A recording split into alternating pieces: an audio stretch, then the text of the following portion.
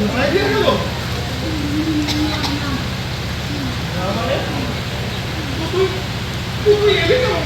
Guys good morning হচ্ছে আমার প্রতি সবসময় খালি গুড মর্নিং বলি, গুড আফটারনুন। তো হচ্ছে এখন আমরা যাব গিয়ে মহাকাল বাড়ি। ফালাকাটের এক মন্দির আছে, খুব জাগ্রত মন্দির মহাকাল বাড়ি। তো আবিদাদা স্টেশন যেতে চেয়েছিল, আমি বললাম কি না চলো স্নান টান করি মহাকাল বাড়িতে যাই। তো এখন মহাকাল বাড়িতে যাচ্ছি। ওখানে মন্দিরটা এত ভালো লাগে না গিয়ে, এত শান্তি লাগে ওখানে গিয়ে। তোমরা ওখানে যদি আসো তাহলে বুঝতে পারবো, আমার ভিডিওতে আর কতই বুঝতে পারবা, কিন্তু আমি ভিডিও থেকে দেখাবো যে ঠিক কীরকম লাগে দেখতে মন্দিরটা। তো তোমরা হচ্ছে ওখানে যাবা, কেমন ওখানে এত সুন্দর, ওখানে পূজা, সব পূজা ওখানে, মানে মানুষের অন্নপ্রাশন, জন্মদিন, বিয়ে টিয়ে সব ওখানে পূজাটা করানো হয়। তো আর ওখানে একটা পুকুর, মানে নদীও আছে, পুকুর বলছি নদীও আছে, ওখানে মানুষ স্নান টান করে। তো চলো গিয়ে তোমাদেরকে দেখাচ্ছি। গাইস ঢুকে পড়েছি মন্দিরে, এই জাস্ট ঢুকলাম। এই যে দেখো মন্দিরটা এরকম সুন্দর, দেখো কি সুন্দর ব্লক বসানো। ওইদিকে হচ্ছে বট গাছের, ওটা হচ্ছে বট গাছের মন্দির না কি বলে, পাকুড়ের মন্দির নাকি।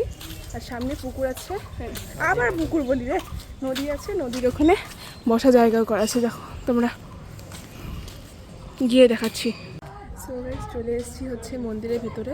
এই যে এখন এই যে এই বট গাছের মন্দিরটাতে এসেছি। দেখো এই যে নদীটা, যেটা সিনেমাটিক শর্ট লাগছে। আমি দাদা তোমাকে হিরো হিরো।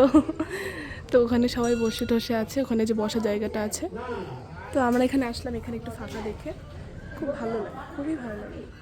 এই যে নদীটা এখানে, হ্যাঁ এখানে পূজা দিয়ে দিয়ে এখানে হচ্ছে বেলগুলো ফেলে, তার জন্য বেলগুলো পড়ে আছে। ফুল টুল সবই আছে, ফুল মনে হয় পচে যায়।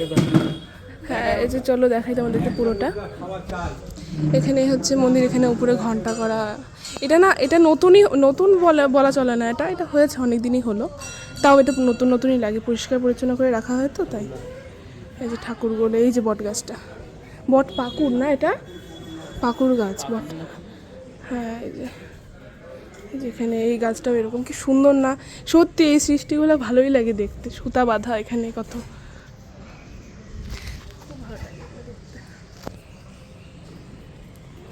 তো এটাকে তাই বলা হয় মহাকাল বাড়ি, মানে এখানে মহাকালের শিবের হচ্ছে এসে আছে, তাই মহাকাল বাড়ি বলা হয়।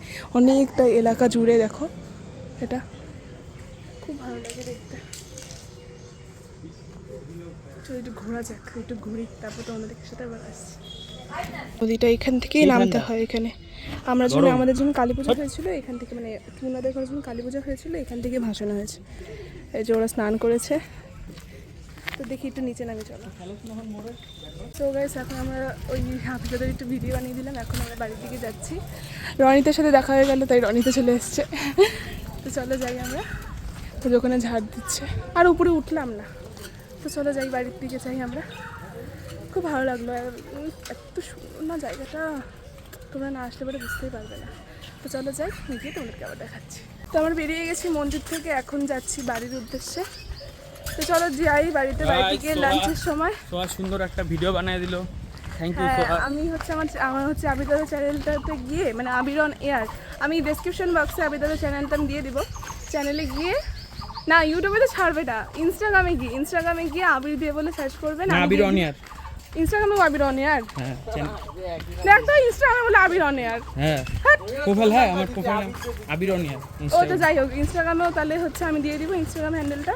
ওখানে গিয়ে আমি একটা সুন্দর করে ভিডিও বানিয়ে দিয়েছি, তো ওটা আপনারা প্লিজ গিয়ে দেখবেন আর বলবেন যে আমার এডিটটা কেমন হয়েছে। তো ওখানে গিয়ে আমি ডেসক্রিপশন বক্সে দিয়েই দিব, অত খাটনি করতেই হবে না। তো ওখানে গিয়ে একটু দেখবেন, দেখে থেকে আমাকে জানাবে যে কেমন। সবাইকে হায়ার করে নেবেন যারা এডিটর করছেন।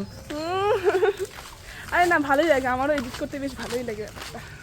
আর এই যে এগুলো গানের রিল টিল এডিট করতে বেশি ভালো লাগে। তো চলো যাই, বাড়িতে গিয়ে লাঞ্চের সময় দেখাচ্ছি। সো গাইস বসে পড়েছি খেতে। এই যে আমার লাঞ্চে আছে ভাত, শিঙি মাছের ঝোল, আর হচ্ছে কুমড়ো পাতার শাক ডাল দিয়ে।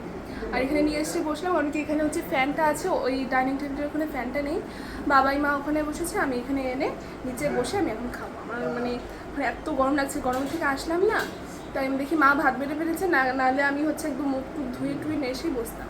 তো এখন এখানে বসে পড়েছি, খেয়ে টেয়ে নিই, তারপর তোমাদের সাথে আসছি। সো গাইস এখন বাবার সাথে বেরিয়ে পড়েছি। কালকে যে রিহার্সালের জন্য মানে রিহার্সাল দেখতে গিয়েছিলাম, তো ওইটার আজকে ফাইনাল আছে। মানে আজকে ফাইনালি ওরা ওটাকে স্টেজ শো করবে ওরা। তো ওটা হচ্ছে পলাশবাড়িতে হবে। তো পলাশবাড়িতে গিয়ে আমরা তার জন্য পলাশবাড়ির দিকে যাচ্ছি। মানে একসাথে এরা যে যেখান থেকে ওরা মানে হ্যাঁ মুভমেন্ট করবে, ওখান থেকে আমরা যাবো, মানে একসাথেই যাচ্ছি আমরা। যেহেতু বাবা রানের নাট্য সংস্থার সাথেই ছিল, তো তার জন্য আমরা যাচ্ছি। তো আজকে চলো গিয়ে ওখানে দেখাচ্ছি তোমাদেরকে। তো আমি আর বাবাই উঠে পড়েছি বাসে এসে তো সিট পেয়ে গেছি, অনেক সিট ফাঁকা ছিল। তো যেতে যেতে না হয় আধ ঘন্টার মতন লাগবে। তো আমরা নেমে পড়েছি বাস থেকে। বাস খুব কষ্টে এসে ঢুকেছে এখানে পলাশবাড়িতে। তো এই যেখানে প্রোগ্রাম হচ্ছে তোমরা দেখো।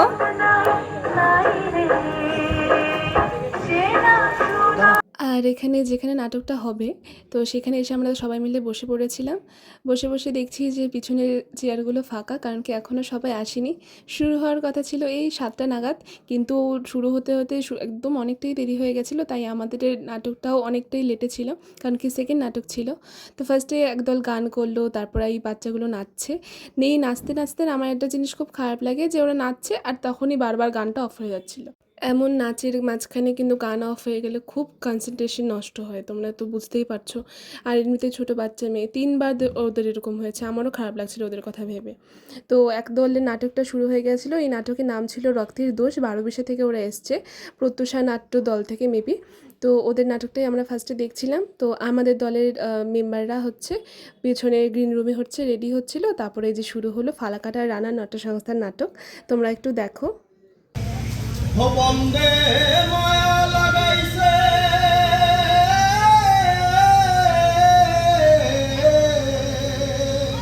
বন্দে মায়া লাগাইছে পিরিতি শিখাইছে বন্দে মায়া লাগাইছে পিরিতি শিখাইছে বেবান বানাইছে জাদু করিয়ার বন্দে মায়া লাগাইছে। সত্যি বলতে কি নিজের জায়গার নাট্যদল বলে বলছি না, ফালাকাটা রানা নাট্য সংস্থা নাটকটা সত্যিই খুব দুর্দান্ত হয়েছে। একটা আলাদাই স্টোরি ছিল, নির্মাণ ছিল নাম নাটকটার। তো আমার খুব ভালো লেগেছে একটা মেয়ের জীবনকে নিয়ে। একটা মেয়ের জীবন না, আসলে নাটক বলতে আমরা জানি যে নাটক মানে সমাজের দর্পণ। তো এটাই হচ্ছে কাকু কালকে বলছিল, তাই আমি তোমাদেরকে বলতে চাচ্ছি যে আমাদের ঘরের বা আমাদের আশেপাশে যা হচ্ছে সেইটারই কিন্তু একটা দর্পণ নাটক। সত্যি খুব ভালো হয়েছে। তো ফালাকাটা নাটকটা জাস্ট শেষ হলো। তো এখন সবাই টিফিন দিয়েছে, যে আমি ওইখানে আমাকেও টিফিন দিল। তো হচ্ছে ওরা সবাই খেতে হোটেলে গেছে। তো আমার যা টিফিন খাবে, তো তারা টিফিন খাচ্ছে। তো আমাকেও টিফিন দিল। তো খুব ভালো ফালাকাটা নাটকটা, সত্যি খুব ভালো হয়েছে রানা নাট্য সংস্থা নাটকটা। যদি পুরোটা দেখাতে পারতাম তাহলে খুব ভালো হতো, কিন্তু 45 মিনিটের নাটকটা আর এইভাবে দেখানো সম্ভব না। খুব ভালো হয়েছে। তোমরা যদি এই রানার নাটক হচ্ছে ডিসেম্বরে হয়, খুব ভালো করে তোমরা যদি চাও ডিসেম্বরে এসে একবার দেখতে পারো, খুব ভালো হয়। তো চলো খেলি আমরা। তো ফাইনাল চলে এসেছি। এই যে বাবা তালা করছে। তো এখন ঢুকে নিয়ে একটু চেঞ্জ করে নেব। চেঞ্জ করে আমাদের খিদেই পাইনি, কারণ একটু আগে খেলাম, তোমরা দেখলে। তো দেখি খাই বাবাই তো খাবো। চেঞ্জ করি, তারপর আসছি তোমাদের সাথে।